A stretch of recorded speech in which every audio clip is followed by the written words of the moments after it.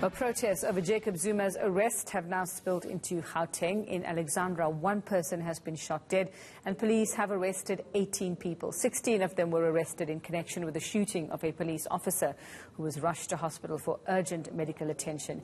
The other two were arrested for possession of suspected stolen property and malicious damage to property. Lindokuhle Xulu is at the Alexandra Pan-Africa Center. Let's find out from him what's been going on there. Lindo, good afternoon once again. And what have you found out since we last spoke? Well, we spoke to some people that had gotten information, some of the business owners here, just to get a sense of what their understanding is. One of the things they do say is that the damage was quite extensive. The people that came in here even accessed some of their shops, some of their offices, breaking tills and breaking all sorts of office equipment and getting away with some of the CCTV footage that I believe would have been critical.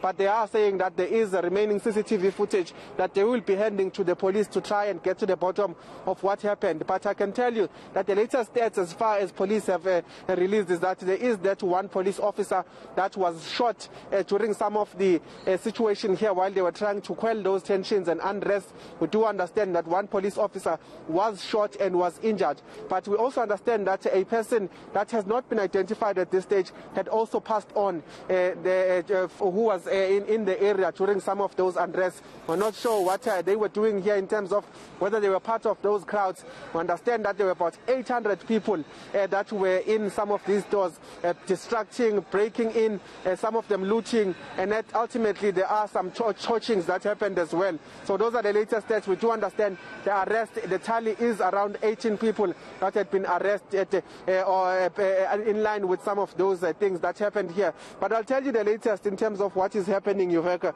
People, the shops have been packing up, those that were spared and those that have some things remaining in their stores. As you will see in some of those pictures that Tammy is showing you, some people are packing up now. Many of the businesses have called on trucks and they are basically packing up their stores, moving out of this area. It's unclear what will happen, but we understand that structure integrity is something that needs to be checked. So all of them are checking out, they are moving out of the area to ensure the safety of some of their things, as well as, in fact, some of their stock, but also the people that work in this area. So the situation now is calm. Police are still monitoring, just getting a sense that these people will be getting out, and thereafter they'll be able to also leave this area. But we saw fire engines earlier on. The fire engines also have vacated the area. It does seem that some of those fires that we've seen earlier on have been put out, and it seems that the emergency management services are quite satisfied with some of the job that they did. But for now, it's in fact some of the store owners just basically moving out of the area in terms of making sure that their staff is safe, and while they anticipate that there'll be more of these things flaring up. Well, Lindo, I'm not sure if this will be an easy one to answer, but what makes us so sure that these incidents, what we're seeing here, this violence, is linked to what we saw in KZN, is linked to the former president Jacob Zuma's incarceration? Because as we know, there's a lot of opportunistic crime that happens as well. For those who have actually witnessed what happened there, what were they saying? What were those who were actually protesting, those who were involved in the violence and looting, what were they saying that would lead us to believe that this is all linked?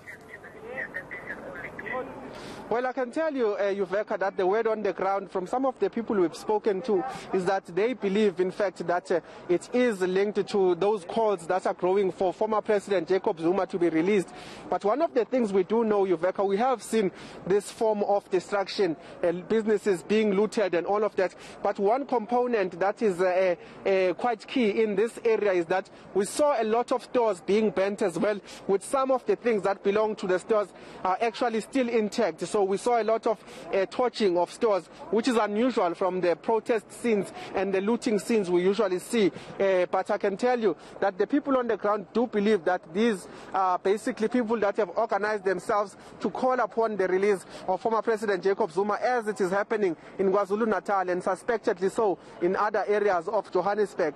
One of the things we haven't been able to confirm and we haven't gotten from South African Police Service is that they haven't confirmed it. They've just labeled it as sporadic incidents that are taking place in Johannesburg. But the people on the ground do believe that they might be linked to those calls for President Jacob Zuma to be released. One of the things, though, that needs to be put into perspective, I did speak to one of the block owners here, one of the owners who owns this building just in front of me. He did tell me that their store alone is employing over 200 people, and he says other stores, that is in addition to other stores that they've rented out to in terms of the PEP that we've seen and all sorts of things. So he says that they are at the moment trying to consider whether they must stay in the area, whether they must continue their business, because similar things happened 3 years ago. So they're saying that they're suspecting that this will happen again in future, and theirs now is to consider whether they should cut their losses or continue trying to serve the people of Alexandra in terms of the stuff that they are selling. Those are some of the considerations,